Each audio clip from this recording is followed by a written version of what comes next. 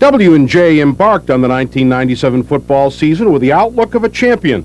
The Presidents returned 19 starters from a team that tasted NCAA Division III playoff experience. And with 50 of the top 62 players returning in 97, Coach John Luckhardt and W&J were bullish on their prospects. But this season would hold a simple twist of fate that the Presidents had not accounted for. Lucky suffered from an irregular heartbeat following the opening game, a condition that kept him off the sideline for most of the season. That, coupled with 3 consecutive losses in its first 3 games, left W&J bruised and bewildered. But like a true champion, the Presidents rallied to 6 consecutive wins, a testament to assistant coach Bill Duquette and the system he inherited. In 1997, circumstances threatened to diminish W&J's dominance. Poise, passion, and presidential quality propelled a W&J football team that refused to surrender.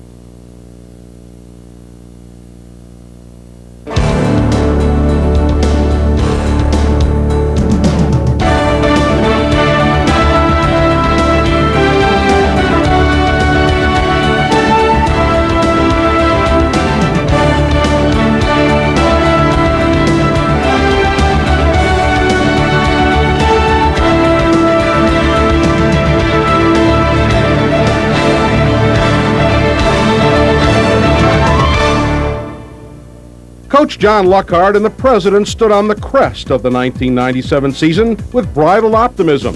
With few holes to fill, W&J stood poised to reign as a Division III powerhouse.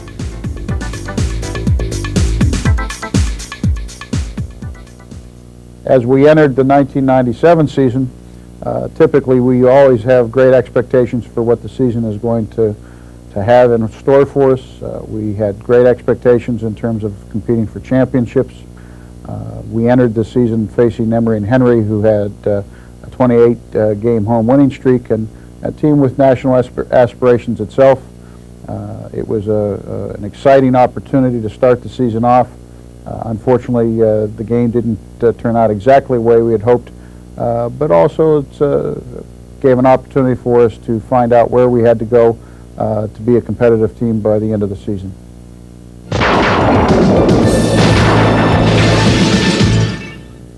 On a sun-spanked Saturday afternoon in Emory, Virginia, W&J opened with the formidable Emory and Henry Wasps. Although the Presidents had defeated E&H in 3 of their last 4 encounters, a fired-up Wasp defense was determined to crash junior quarterback Brad O'Malley's coming-out party.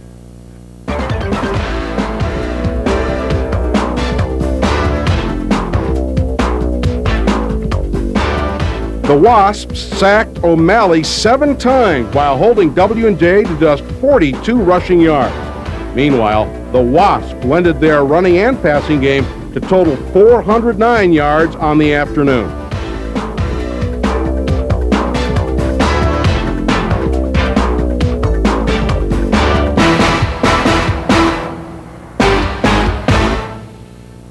O'Malley foreshadowed a promising career with a 45-yard completion to Dave Maitland, coupled with a 5-yard touchdown pass to the sophomore wideout.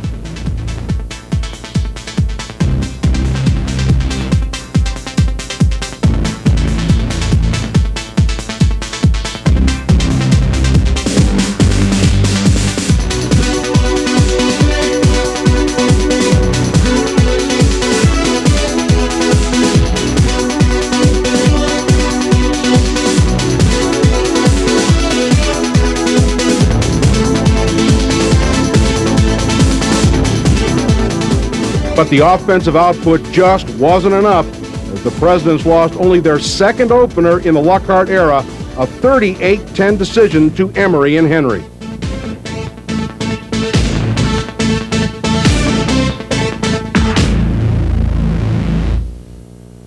The loss to Emory and Henry paled in comparison to the medical report that reached the practice field on Monday. Venerable coach John Luckhardt had suffered from a heart disorder that threatened his career and his life.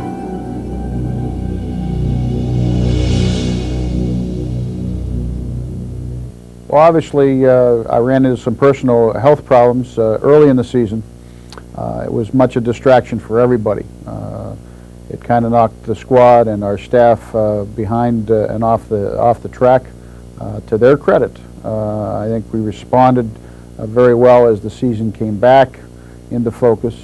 I think we lost a game or so that we probably wouldn't have lost had I not been the distraction I was. But again, I'm very, very proud of our coaching staff, very proud of our squad, because I think the way they returned the season around when, in many cases, a lot of people would have bailed out and never recovered. It I think, identified the character of everybody associated with the program, and in many ways exemplifies what our program really wants to stand for, and that's dedication, hard work, and the ability to respond to adversity.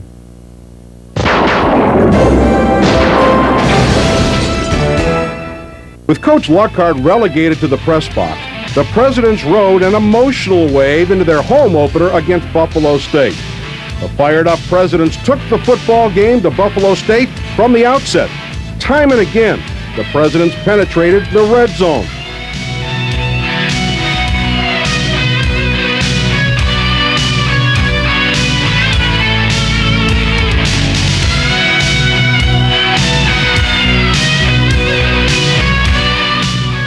But time and again, the staunch Buff State defense rendered the Presidents scoreless.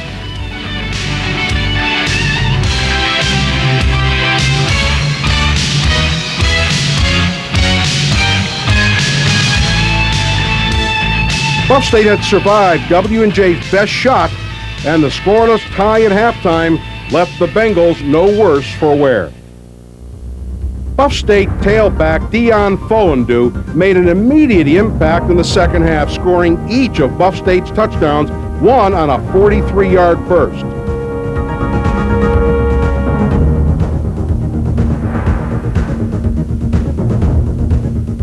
Down 14-0, Brad O'Malley rallied the Presidents to a gutsy touchdown drive, capped by his 1-yard score.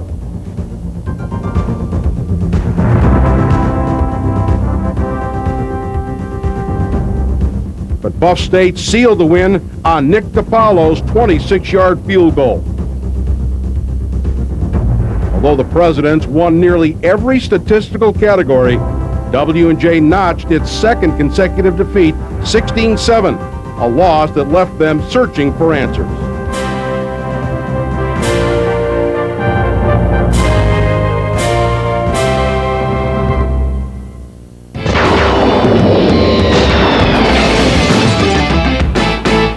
Still smarting from two tough losses, W&J marched into their first Presidents Athletic Conference game looking for redemption.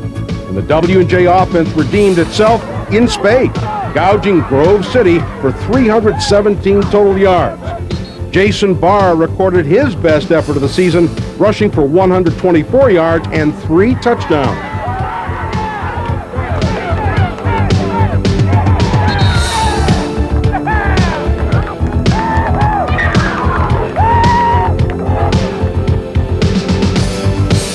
O'Malley hands to Barr, take it right up the middle, makes a couple of people miss and takes it to the end zone for the touchdown.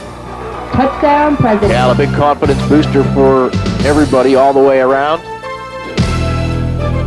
Meanwhile, Brad O'Malley riddled the Grove City secondary for 125 yards on 10 completions.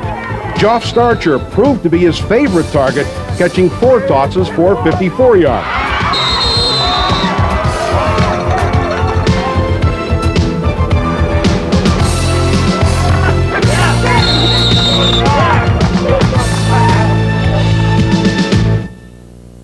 On defense, Mike Vaughn and Steve Specka led W&J with 10 stops each.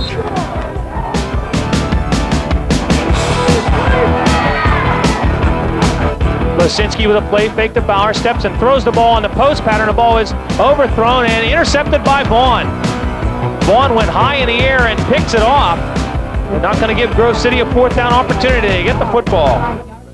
But with the outcome in the balance, Grove City made the big play, a 6-yard pass completion from Jeff Porter to Jake Daly with just 16 seconds left in the game. Once again, despite dominating every phase of the football game, W&J found itself on the wrong side of a 31-28 final score. For the first time since 1974, the beleaguered Presidents opened the season with 3 consecutive defeats. Wounded pride and shattered confidence enveloped the W&J football program in the wake of 3 consecutive losses. For interim coach Bill Duquette, the adversity proved to be a springboard to greater glory. Well, obviously, after the start that we had, we were always questioning in terms of what we were doing, how we were going to attack things, and I believe the strength of our football team was our senior leadership at the time it had occurred. Our kids kind of got together and realized the tradition that we have, realized that we were working hard, we were doing things that we wanted to do, we just weren't making plays. And then what we ended up doing that next week was really getting back to basics, trying to find out what exactly we could do that would be successful. And really our seniors kept us together, and our coaching staff did a great job in terms of trying to keep a positive mental attitude toward the season as opposed to just worrying about the 0-3 start.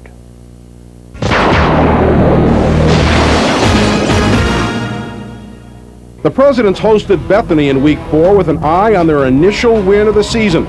The Presidents and the Bison traded scores early on, with Justin Kralik, Jason Barr, and Joff Starcher providing the offensive punch for W&J.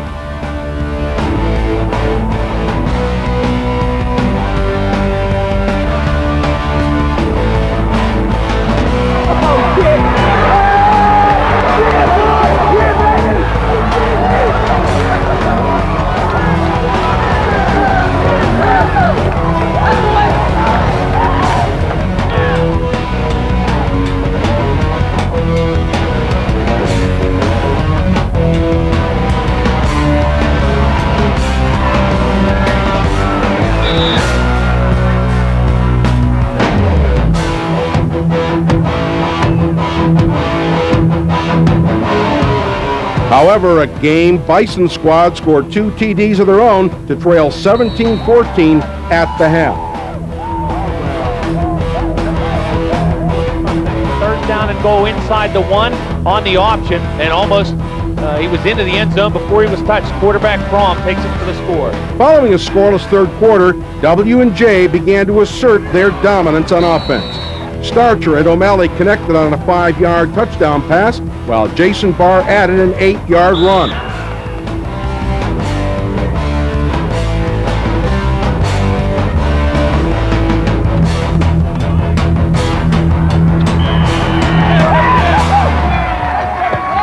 Meanwhile, the President's defense began to flex its muscles, punishing Bison quarterback Bob Fromm nearly every time he dropped back to pass. 2nd and 9, Fromm with 5 receivers, now flushed out. Valenti hits him. Fromm stays on his feet and ends up with a yard gain out of it.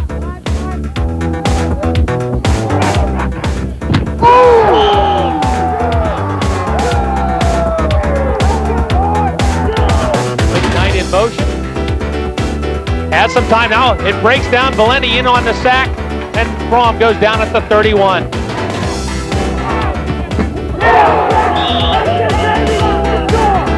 Brian Gomez completed the scoring for W&J with a 15-yard 4th-quarter burst to punctuate W&J's first exclamation of the 1997 season, a 38-21 win over Bethany.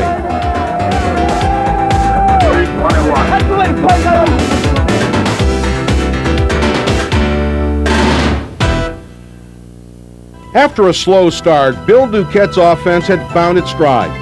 Brad O'Malley was beginning to excel, and as a result, W&J was putting defenses on their heels and points on the scoreboard.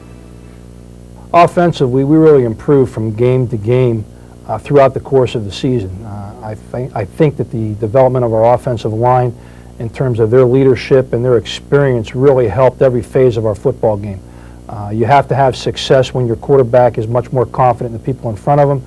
And what we ended up doing with Brad, throwing the ball to the wideouts, our Joff Starcher and Dwayne Poole developed along as well as with our offensive line, and then that opened up the area for our running backs to be much more comfortable in terms of attacking defenses and running the ball with authority.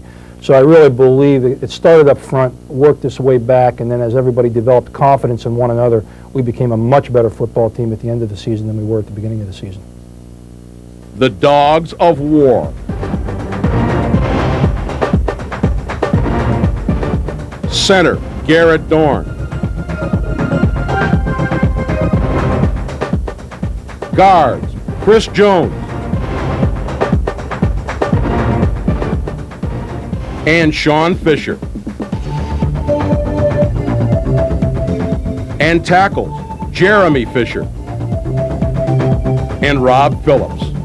A unit equally adept at opening gaping holes for Jason Barr and Brian Gomez, or at protecting Brad O'Malley with a premier pass-blocking technique. Tight end Brian Matovich added to W&J's strength as a pass blocker, while his sure hands made him a valuable possession receiver. At wideout, Dwayne Poole,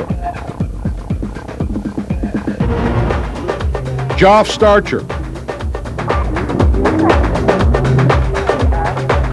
and Dave Maitland provided a constant reminder W&J could beat you deep on any given down. Fullback Josh Marks punished linebackers with crunching blocks and powerful bursts with the football. Brian Gomez found his stride in 1997, combining power and finesse with a nose for the end zone. Tailback Jason Barr continued to establish himself as one of the finest rushers in W&J football history. And Brad O'Malley's strong arm, fleet feet, and winning attitude helped him lead the unit with pride and poise. Together, the W&J offense attacked the opposition with power, speed, and a license to thrill.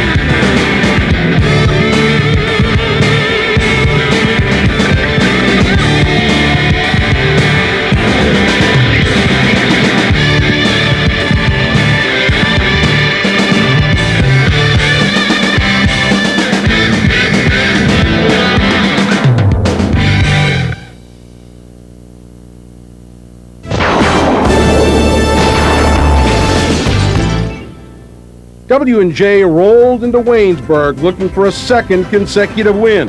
Tailback Jason Barr did his best to make sure the President's quest was successful.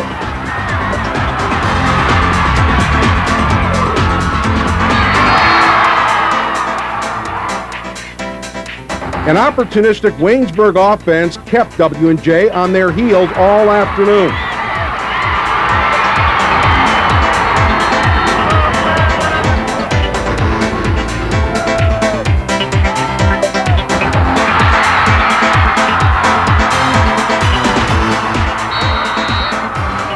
But Jason Barr refused to lose.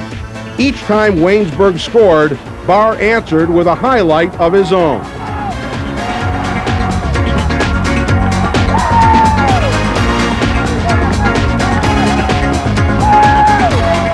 Barr would rush for a season-high 220 yards and 3 touchdowns in his best effort of the year. Despite Barr's heroics, W&J found themselves down 6 with just a minute left in the game. As they had so many times in the past, this W&J squad found a way to win. Brad O'Malley lofted a 32-yard scoring pass to sophomore Dave Maitland to even the score.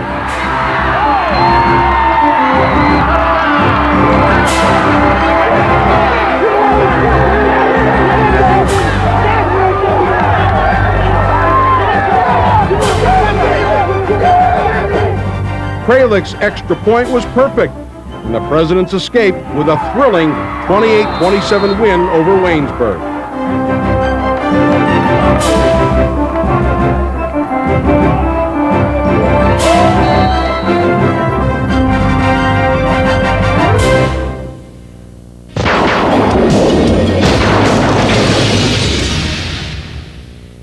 On homecoming Saturday, W&J looked to even their record against the Teal Tomcats.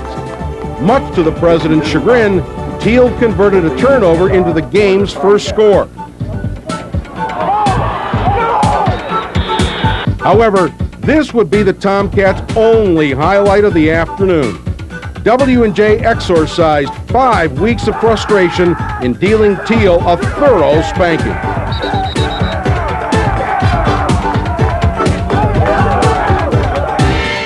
Jason Barr and Brian Gomez put the President's running game in high gear, accounting for over 200 yards and 5 touchdowns.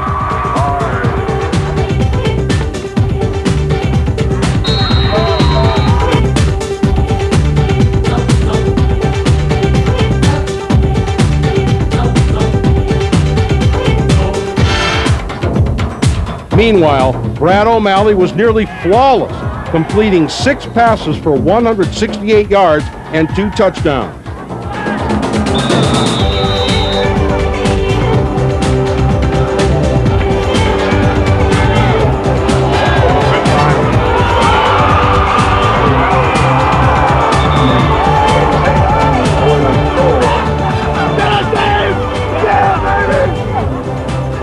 Jason Rossi electrified the homecoming crowd with a 67-yard punt return for a score early in the second half.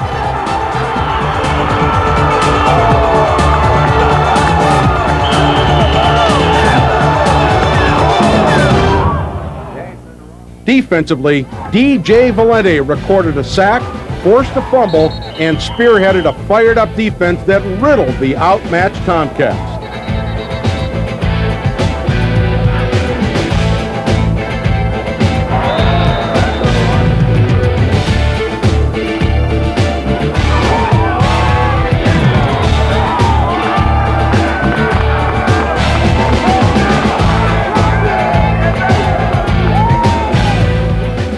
The 64-7 win over Teal sent a message to the remainder of W&J's schedule.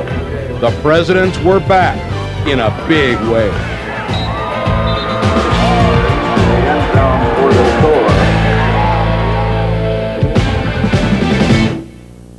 John Banaszak's defenses are known for intellect and attitude. Each player fully understands his role and that the unit is more important than its individual parts. W&J's defensive effort this year went from giving up over 200 yards a game rushing in the first 3 ball games to finally averaging less than 100 yards after our last ball game. And we did it because of the attitude of our players. They developed an attitude that we tried to instill early in the year, and that's to play with a bad attitude. And our kids started to respond to that. We had very good leadership by seniors like DJ Valente and David McNichol, who really came on and accepted our challenge to become a better defense. We ended up playing very well at the end of the year. We ended up being the #1 defense in the PAC, which was certainly a goal of ours.